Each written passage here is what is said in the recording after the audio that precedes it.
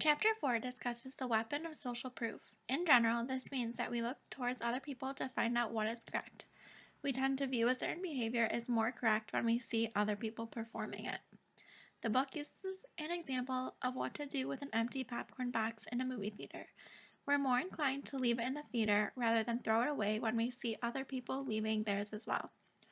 Or we tend to drive faster down a highway when we see other people driving fast, because if a lot of people are doing something, then it must be the right thing to do.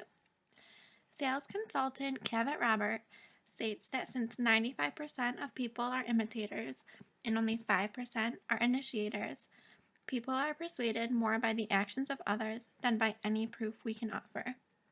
So by explaining the number of individuals who have purchased a product to a potential consumer, the consumer is more likely to purchase the product because so many others have before them.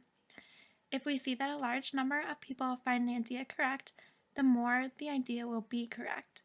The weapon of social proof can be both positive and negative, which you will see as we continue.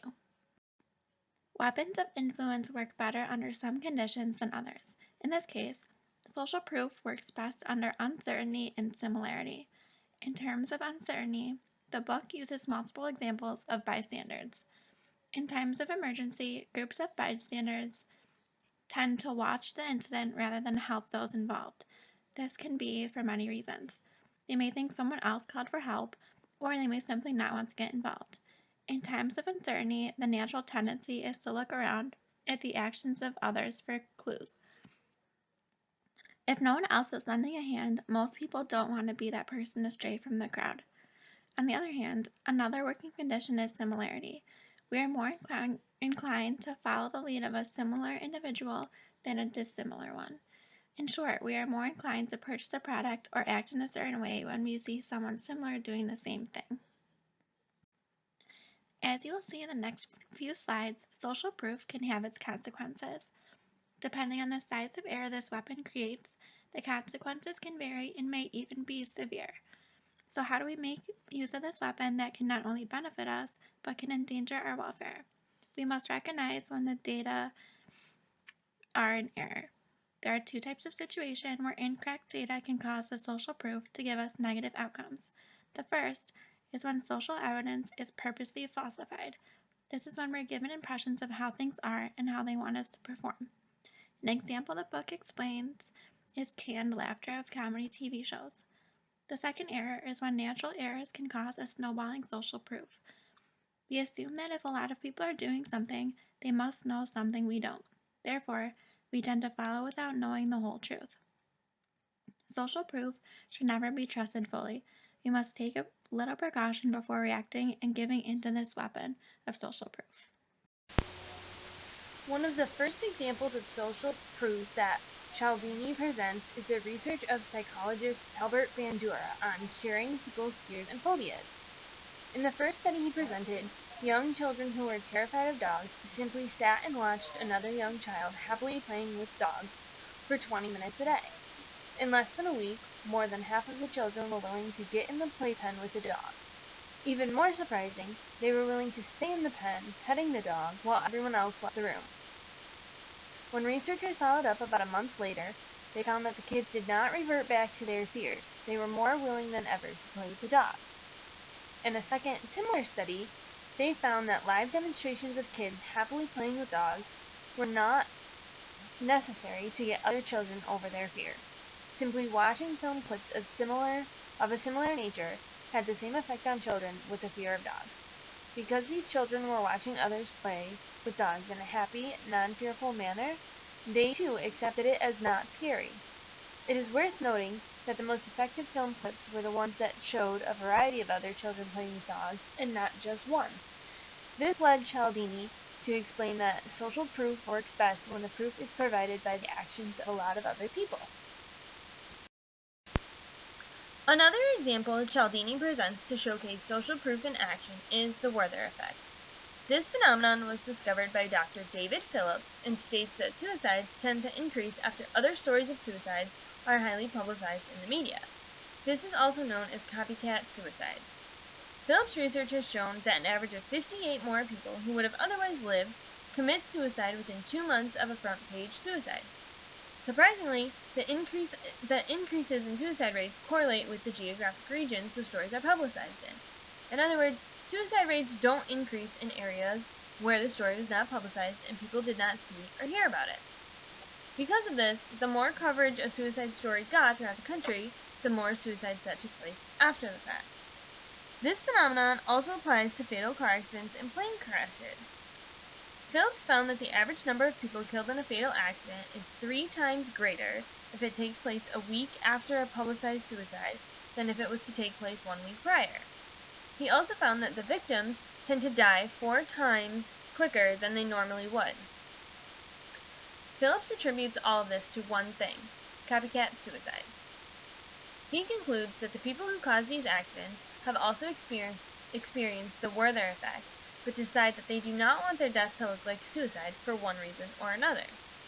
Phillips and Cialdini explain all of this in a rather simple manner. They conclude that after hearing of a suicide, a large number of people decide that suicide is a viable option because there is social proof that it was an option for other people as well. In short, the Werther effect is explained wholly with social proof.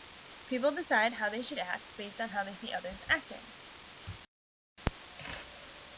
Perhaps the most well-known example of social proof that Cialdini presents is the People's Temple mass suicide of 1978, where over 900 people killed themselves by drinking strawberry-flavored poison. Most of us know this story, even if we don't necessarily know the name The People's Temple. The group's leader, Reverend Jim Jones, urged his followers to end their lives in a unified act of self-destruction. Reports from people who escaped the mass suicide state that the people did so in a willingly and orderly fashion after they watched the first person drink the poison. This was a complete shock for the rest of the world and the mainstream media, and the conversation that followed talked about how, quote-unquote, these people were hypnotized or something. Before all of this happened, the leader, Reverend Jim Jones, relocated the People's Temple from their home in San Francisco to the alienated jungle of Jonestown, Guyana. All of Reverend Jim Jones' followers went from a location that they knew and were comfortable with to one that they knew nothing about.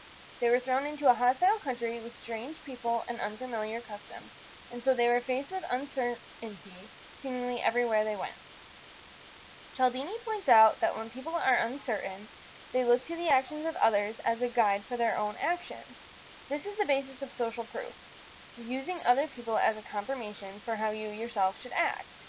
Unfortunately for the people of Jonestown, they had no one else who was similar to them to look to except for the other followers of the People's Temple. Because everyone was looking to others in the group to reinforce how they should act, they eventually determined what was right for the community by what the other community members did and believed. This is why so many of the People's Temple followers went along with the mass suicide. Social proof today. Social proof is all about using the actions of others to influence more. This weapon is very much prevalent in our lives today. Today, marketers use a variety of social proof strategies throughout many forms of advertising and media in an attempt to persuade consumers. These outlets include print, TV, radio, and just about everywhere online, as we'll discuss further, along with different types of social proofs used today.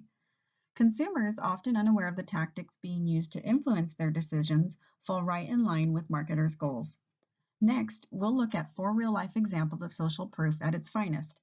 As you review the examples, you'll see that many include a number of social proof tactics, but we'll focus on a few specific ones. The first example that we'll look at is expert social proof. Expert social proof is when your product receives a stamp of approval from a credible source. In this case, we'll be looking at Pepperdine University's website for their online MBA program. The marketers in this case use the idea of professional affiliation to influence and persuade consumers. By using the logos of 2 accrediting bodies, the AACSB and WASC, consumers believe that these industry experts have approved the MBA program, and therefore so should consumers. The seal that they've also included by US News that ranks the program as one of the best online programs further persuades consumers that the Pepperdine program is the best choice, and they really have no reason to choose or even look at other programs. This is the one that has been ranked the best. Another social proof that we will be discussing is wisdom of the crowd. This type of social proof is the idea that consumers seek approval from large groups of other people to govern their decisions. Cialdini touches on this idea in his examples of the cult followers and crime witnesses. Specifically, we'll be looking at Expedia.com. They do a great job of persuading consumers using this method. Consumers are more likely to choose something that has been chosen or approved by others.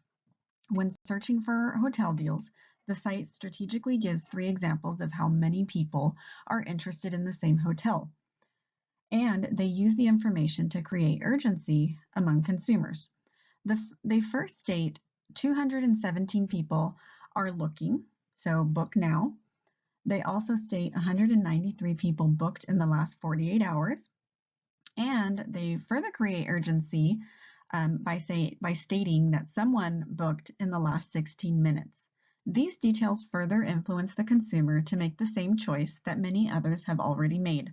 It also creates pressure for consumers to act quickly so that they don't risk missing out on the opportunity to stay at this hotel, since so many others are already booking this location. The third commonly used form of social proof is user social proof. This has to do with the approval of current users of a product or service and their experiences. It usually comes in the form of testimonials and reviews, and no one uses this social proof method better than Yelp. Yelp features thousands of user reviews, photos, and shared experiences that have been proven to make or break a business. Consumers are heavily influenced by the reviews they read about a company. In this example, the majority of the House of Prime Ribs 5,986 reviews are positive, giving them 4 out of 5 stars. This, coupled with user photos of delicious slices of perfectly cooked prime rib, is enough social proof to persuade consumers that they need to dine there. It assures them, in this case, that if the restaurant was good enough for almost 6,000 other diners and has gained their approval, then they should experience it as well. Lastly, we'll look at another example similar to the one Cialdini mentioned in the text. This is the similarity to others social proof. Through this strategy, marketers attempt to make consumers feel comfortable in their decision making by showing them that others that are making the same decisions are similar to them. This is best shown in a commercial by A Place for Mom. The commercial uses everyday real people, in addition to a celebrity, who have used the A Place for Mom website to find a home for their elderly loved ones. By including these testimonials, marketers minimize the risk for consumers in choosing a safe, suitable place for their loved ones. And by using real people in similar situations, consumers are more willing to use the service because they feel similarity to these users and, just like them, need somewhere to place their loved ones. Hi, I'm Joan London. As a journalist, I've always taken pride in being resourceful, but nothing could have prepared me for the crisis that came from the sudden need to find a senior community for my mom. It was overwhelming. I had no idea what places were reliable, what questions to ask, or even what my mom really needed. But now, there's a Place for Mom. A Place for Mom is the nation's largest senior living referral service, and it's free. With one phone call, you'll get free information on assisted living, Alzheimer's care, nursing homes, independent living, even answers to financial questions about veteran benefits, any and every senior living solution that your loved one could need. Their experienced advisors will work as your personal advocate, guiding you step by step through this turbulent time. You'll feel like the weight of the world has been lifted off your shoulders. Call A Place for Mom or go online to their easy-to-navigate website. Even if you only have one question, they're ready to help you for free. They had obviously researched every place, not just given me names. They found me a place for what she could afford, and it was magnificent. We're now very confident that she's safe, and they just helped every step of the way, and I can't thank them enough. Without their help, I don't know what we would have done. So if you're worried about your loved one living alone and not sure what to do next, call A Place for Mom.